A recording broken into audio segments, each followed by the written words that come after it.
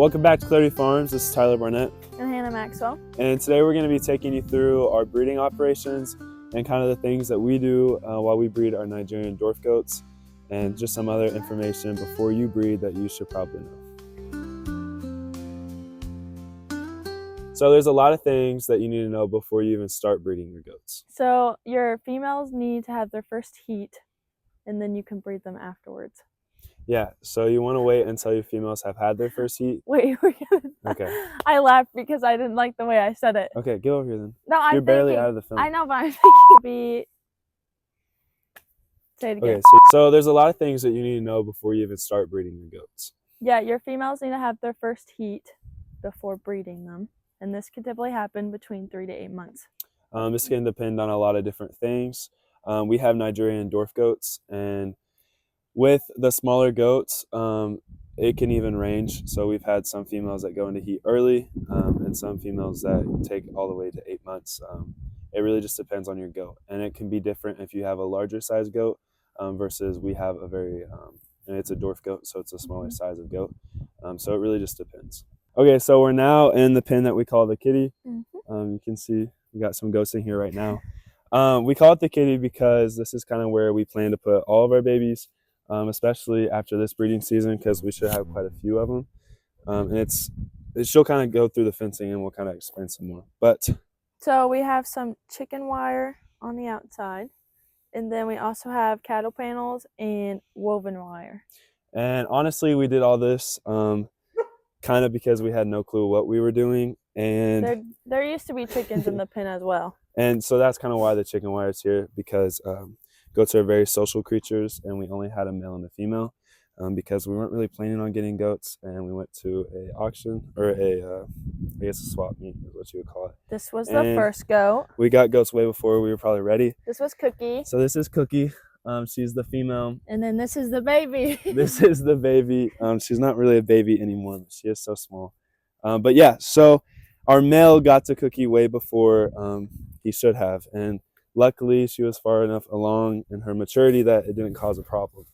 But this gate, if you kind of want to show them the gate, yep, it's not much of a gate, and that's kind of the problem. But this is what somehow we use to separate them. Yeah, and it works. But when your males are in that stage of wanting to get to their females, nothing really works. So it can be a problem.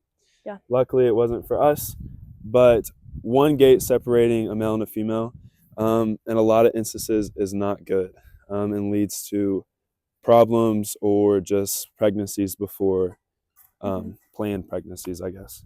Luckily, we were good, but now we'll kind of go show you what we have set up now and kind of how it's supposed to help. And it has so far. Our goats haven't gotten through. Nothing's been a problem. They also like to climb things, so it's not just getting through. So you have to make sure all your obstacles are like this little house. Different. They jump up on the house. Yeah. They could, like if we had this right next to a pen that they could jump into another pen or jump out, they probably would. So keep that in mind when you're setting up fun enrichment places for your goats, I guess. But now we'll go show you the other way.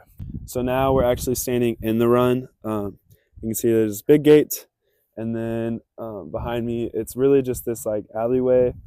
But the big thing is that there's a gate here. That's to the kitty. That's to the kitty that we were just in. And then at the end, there's a gate on the left, a gate on the right, and then a gate straight down the middle. And what this does is it puts 2 gates in between every pen. So if our male did want to get to maybe the females that are in this pen, but he was trapped in this pen right in front of us, he'd have to go through that gate and then jump into the other gates. So this is what they recommend. It's supposed to completely stop your males from getting through. And now that these are like legit gates, not just threw together in a couple of hours because we bought goats when we probably shouldn't have gates, it should work. But what we didn't mention about the kitty is all that fencing actually really works out, because this cattle panel the baby goats can slip through because they are really tiny when they come out. So once you wean them, once you wean them from their moms, they can still fit through that cattle panel, and it takes a while for them to get big enough to where they can't. This woven wire is pretty good because here at the bottom, it's pretty tight, whereas this is more like a cattle panel size. But with there being 3 different fencing, all kind of spread out, the holes are very small. Obviously, they're not slipping through chicken wire, so it's perfect for when we're weaning and separating the babies from the mamas. So it'll be perfect for the future, especially. But now we'll kind of go through our plan, our breeding, how we're kind of setting up our breeding operations. So we had plans to breed for this coming year that were way different from our last year's plans because we only had 1 male and 1 female. And when we bought another male and then bought a couple more females, we really had to ensure that we had a plan and how to go about that plan. So we have different ways that we did that. We separated our more mature goats into a pen that we call the Badlands, and we kind of name all of our pens just so that we can talk about them and not have to say, no, the pen to the right or the pen to the left, just an easier way for us to talk about it. But we put our more mature goats in one of the pens. Right here you can see cow, our older buck, and then we have some of our, all of the goats in this side are a year old or older. So this was one because we bought livestock guardian puppies. So we have a male puppy that needed to be with a little bit bigger goats so that he could be put in his place, whereas our other female was supposed to be able to get along with the younger goats easier just because she was smaller. But it also was because we have Deanie, who you saw earlier in the video, who is too small to breed. So they have to be a certain size. I guess not have to, but it makes it easier on their bodies to push out a baby, and it leads to less complications in the birth. And worst case scenario, this can really hurt your females and lead to death even. So we're not breeding her this time around, and we might breed her come in the spring for sure our next time that we breed. But we wanted to make sure that she was big enough so that nothing happened to her, because we all love Deanie. She was the first baby that we had here at the farm, so she means a lot to us. But because of this, and because goats can't be alone, it kind of made it hard. So we really watch and see if the females are going into heat, which we'll still talk about later and kind of give you some signs of heat cycles and stuff. But we watch when our females go into heat, and then we'll rotate them in that pen. So in this pen right here, there's only 2 goats. So we don't really rotate any in and out of that pen because they just stay together. But in here, there is a male, and then, there's a male and then 2 females. And then that 3rd female rotates in and out of the kitty with Deanie because she's not being bred. And the goats that are being bred with cow, those are like the bigger goats. So this is the Badlands. So this is the Badlands. All the older goats go over here. And then this is the younger goats. And this is the homestead. And then this over here is 2 of our outside dogs. But luckily they get along with our goats really well. So when we let the forage grow up big enough in there, and when the goats can come in and clean it up. So we rotate in and out of that pen as well. But really, it's just been rotating in and out so that Deanie hasn't been alone. But I guess now we can kind of show them some heat cycles and signs of heat. So some signs that your goat's in heat, there's a million signs, and it's just like pregnancy signs in goats. It's kind of one of the harder things to identify because your goat can show all 180 signs, or they could show 0. Especially with pregnancies, with them going into heat, it's a little bit easier than that, but still it can be kind of hard to see. If you're with your goats often, then you'll really pick up on these signs more than what you would pick up on them if you're not with them, I guess you could say. But some basic signs would be your males showing a lot of attraction. So we've talked about this in other videos. Your males will go, and as he kind of does it right now, right in front of us, but your males will go and walk the fence line, make a lot of noise. They'll like flare their lips out, and like sniff. They'll act super strange. And then your females, which normally want to have nothing to do with your males, will start walking the fence lines as well. They also do tail flagging as well. Yeah, Their so tail will go crazy. yeah, so if you'll watch it, their tails will just keep swaying, and they flick their tails all the time for whatever reason, flies, I guess whatever it may be. But when they're in heat, that discharge, whatever comes out of them, they'll flag around so that the males can see, and it'll be rapid, like she said. They'll do it like constantly. Like you'll know the difference between waving their tails just because, and then waving their tails because they're in heat, or tails because they're in heat. So if you've just separated your goats and you put your females with your males will be excited and instantly go try to breed them. And if they're not in heat, your females will run away. They'll try to get away.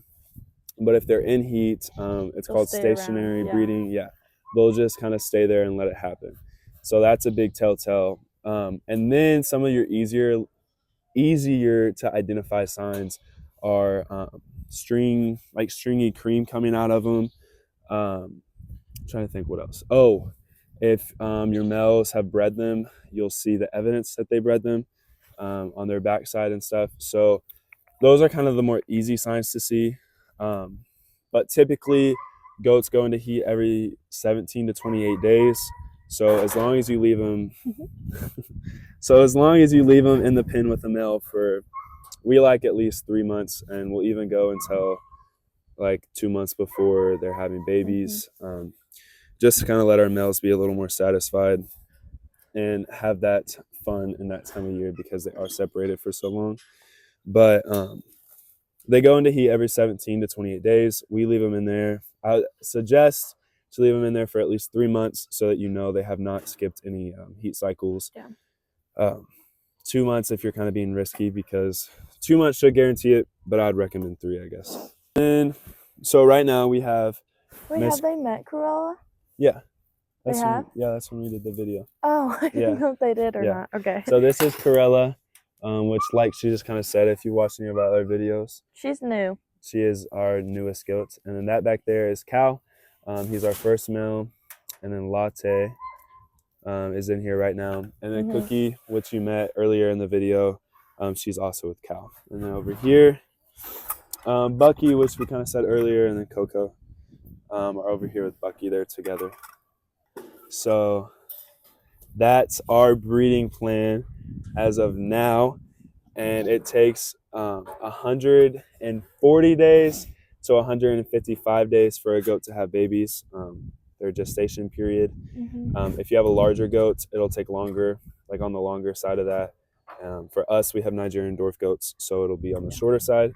We expect anywhere from normally the key day is like the 145th day, but it could be as small as 140 to as long as 155.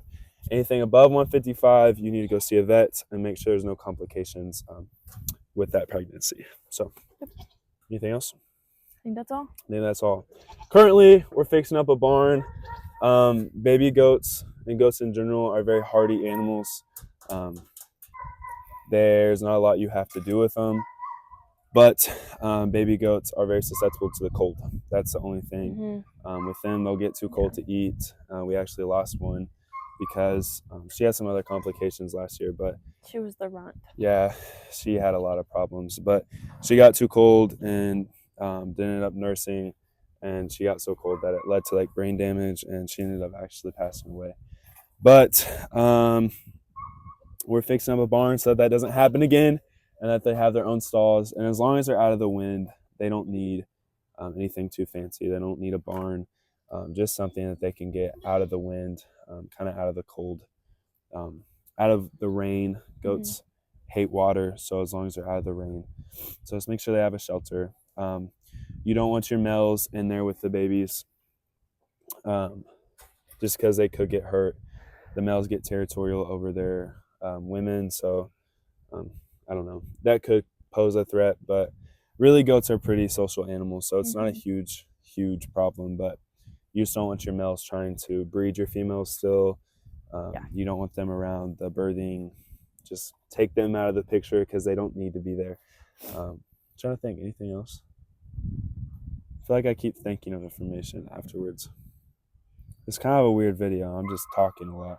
Normally, their first time having babies, it's normally like one. Yeah, But so we're really shocked because Cookie had 3. and that's kind of why that female, or why the baby goat that we talked about had a lot of complications, is because she did have 3 on her first time. And 2 of them were really healthy.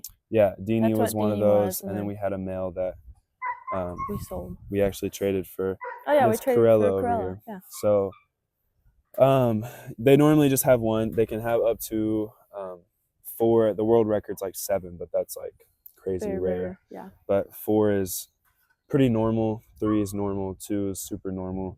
1's honestly rare after their first birth, but it does happen every now and then. So I'm trying to think, anything else?